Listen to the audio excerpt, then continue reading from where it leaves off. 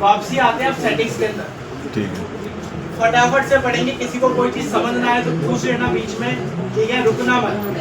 कहीं सोचो कि सर ने पढ़ा दिया मेरे को समझ नहीं आया तो दोबारा पूछूंगा तो सर कुछ बोलना है।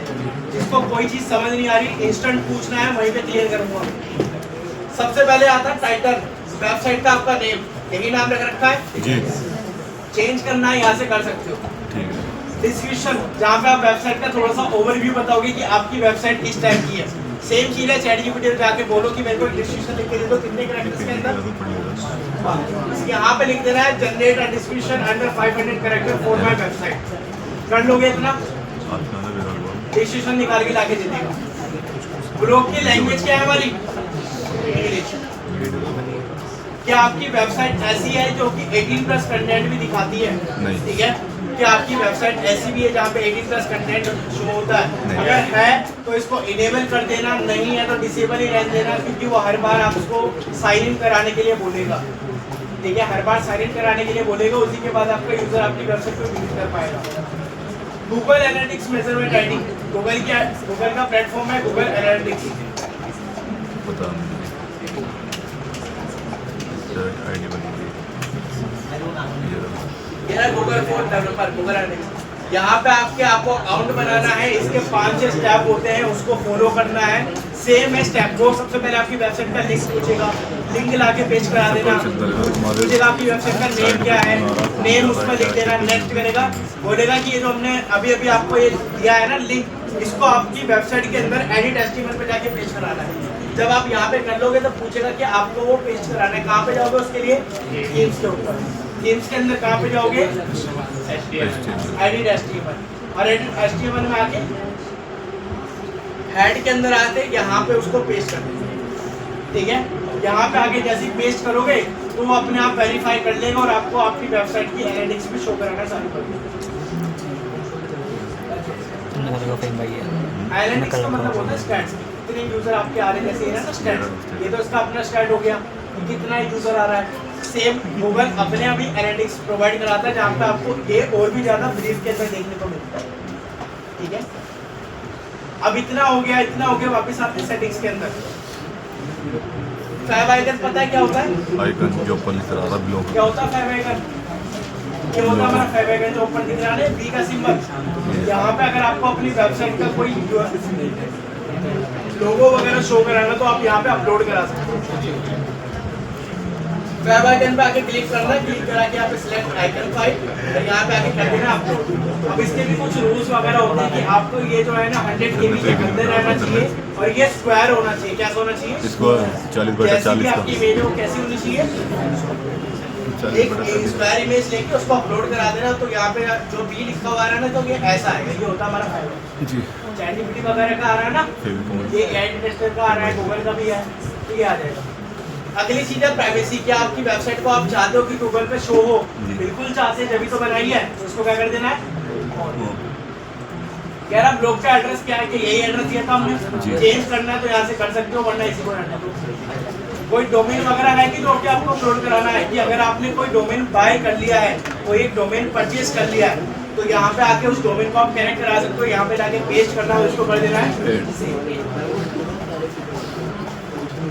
क्या आपकी वेबसाइट को आप चाहते हो कि HTTPS पे डालो?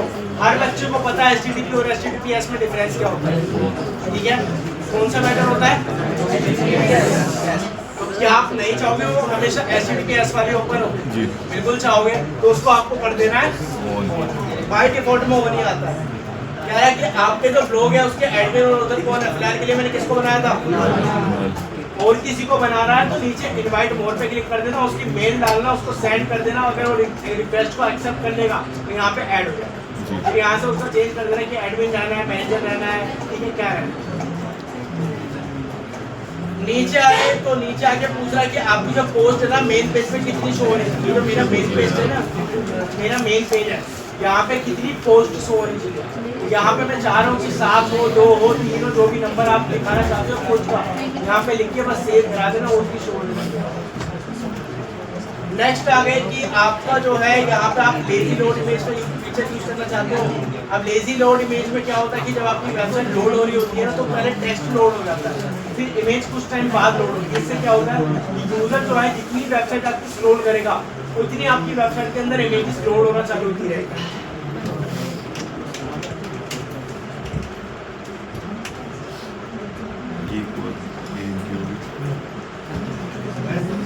देखो जैसे यहाँ पे है ना इमेज एक करके आ रही है, जितना स्क्रॉल कर रहा हूँ उतनी इमेज आ रही है ये वाली। एक बार में तो नहीं लोड हुई पूरी, धीरे धीरे लोड हुई है, ये लेजी लोड होता है।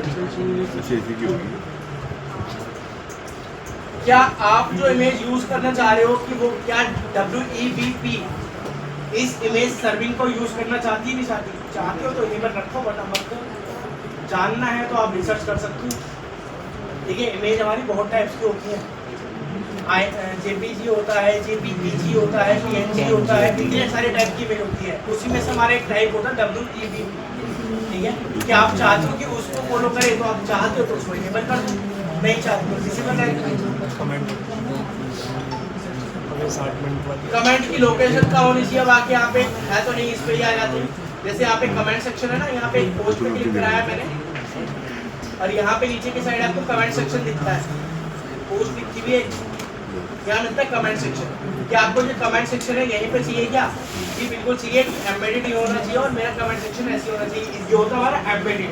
अगर आप चाहते हो कि एक अलग से पॉपअप बॉक्स निकल जाए दूसरे पे, तो आप यहाँ पे फुल पेज कर सकते हो, उसको पॉपअप विंडो कर सकते हो, जैसा भी चाहिए आपकी इच्छा। कमेंट मॉडरेशन वगैरह की अगर आप चाहते हो कि आपकी कमेंट के ऊपर कोई रेस्ट्रिक्शन लग गया है, कोई ओपन करता है तो उसको किस टाइप की कमेंट कर सकता है। कोई ऐसा तो इंसान नहीं है जो उल्टी सीधी बातें कमेंट में लिख रहा हूँ, गाली लिख के जा रहा हूँ, ऐसा तो नहीं चाहोगे ना। तो गूगल उसको खुद से डिटेक्ट करके उसको ब्लॉक कर देगा, ठीक है। यूट्यूब पे भी सेम काम होती है, अगर कोई यूज वगैरह करता हो यूट्यूब वगैरह पे, इंस्टाग्राम पे भी सेम चीज होती है। अगली चीज है कि आप अपनी ईमेल से भी कोई पोस्ट वगैरह पोस्ट करना चाहते हो क्या? क्या आप अपनी ईमेल से कोई पोस्ट का मतलब होता है कि अपनी ही पोस्ट को अगर आप पोस्ट करना चाहते हो, कि अपलोड कराना चाहते हो, ठीक है, कंफ्यूज मत होना। पोस्ट चाहते हो तो इसको इनेबल कर दो और इनेबल करके बता दो कौन सी ईमेल है जिससे आपको अपनी पोस्ट अपलोड करनी है। इतना हो गया सारी बेसिक सेटिंग्स है। अगला आ गया फॉर्मेटिंग। यहाँ पे आपको सिलेक्ट करना है आपको कंट्री का टाइम जोन, कौन सा टाइम जोन यूज होता है बताना कोई समझदार सा बच्चा। 5:30 इंडिया में कौन सा टाइम जोन यूज होता है? कोलकाता। 5:30 यूज होता है जी, यही होता है। हिंदी में यही यूज करते हो ना जी। इस पे क्लिक करके सेव करा के टाइम जोन हो गया आपका चेंज। हेडर फॉर्मेट कैसा रहना चाहिए डेट का वो बता देना कि डेट आपकी कैसी शो होनी चाहिए। जैसे आपने शो हो रही है ना हमारे डेट,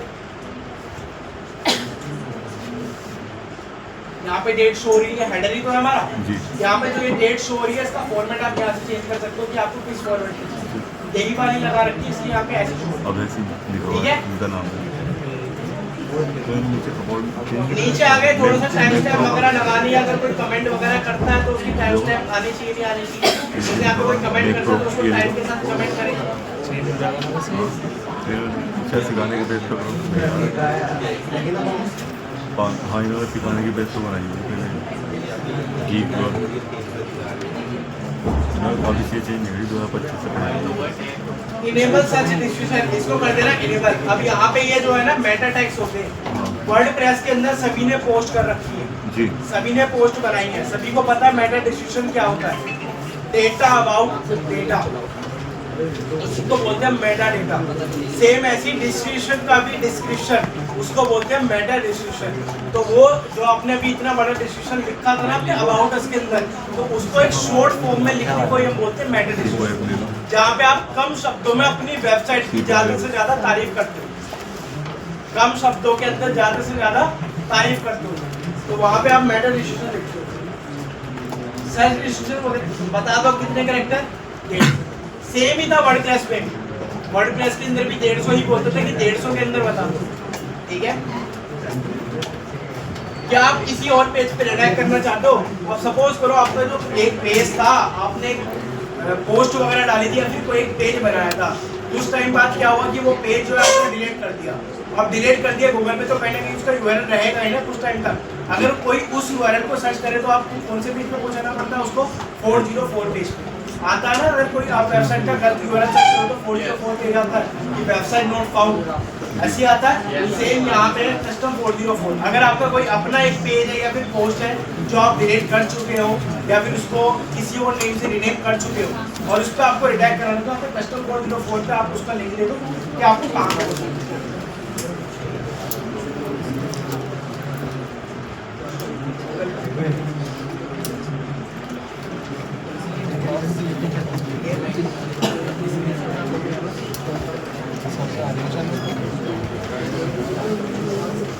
सही चलेगा फ्यूचर होता बन जाएगा, सही चलेगा फ्यूचर होता बन